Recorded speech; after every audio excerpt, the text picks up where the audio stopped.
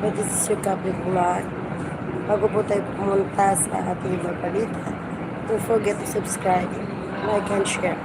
Pakinggan po natin itong tungkol dito sa hinihingi ng abogado ni Tatay Igo dito sa mga biktima kuno ng PJT. Okay? So don't forget to subscribe, like, and share my video. Thank you.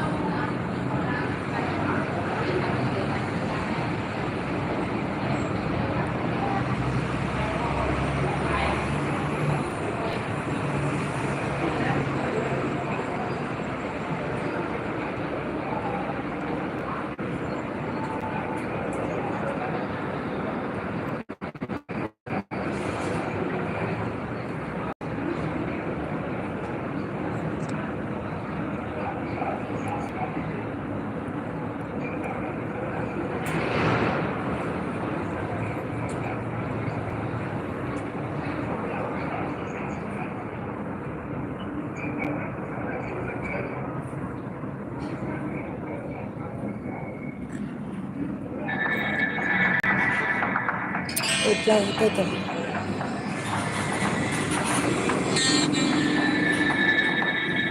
Testimony derailed the trial of former Philippine President Rodrigo Duterte at the ICC.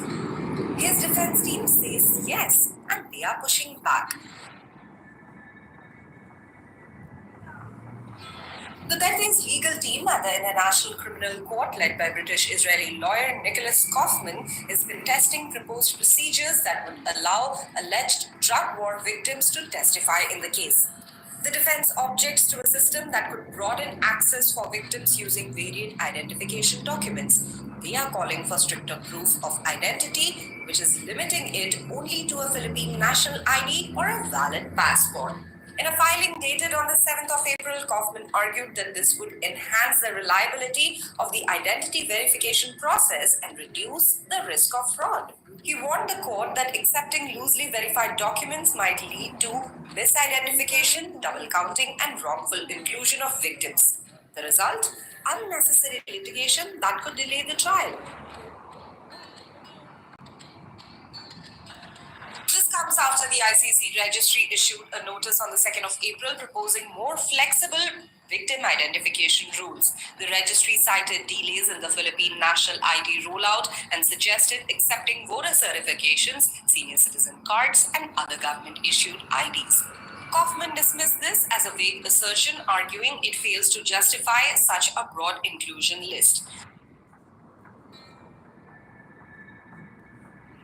The defense also raised objections to a plan that would let existing victim lawyers act as temporary representatives.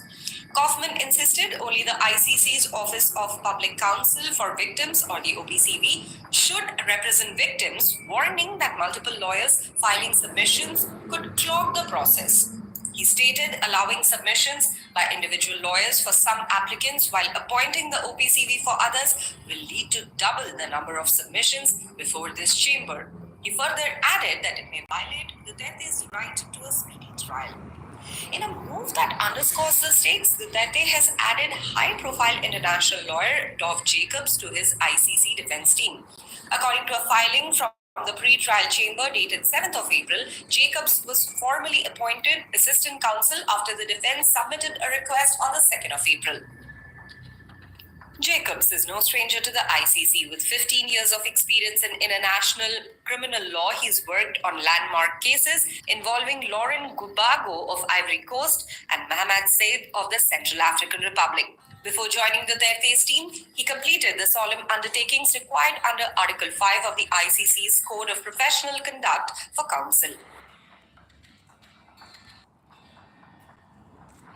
The former Filipino president is facing charges of crimes against humanity tied to the brutal anti-drug campaign launched during his term.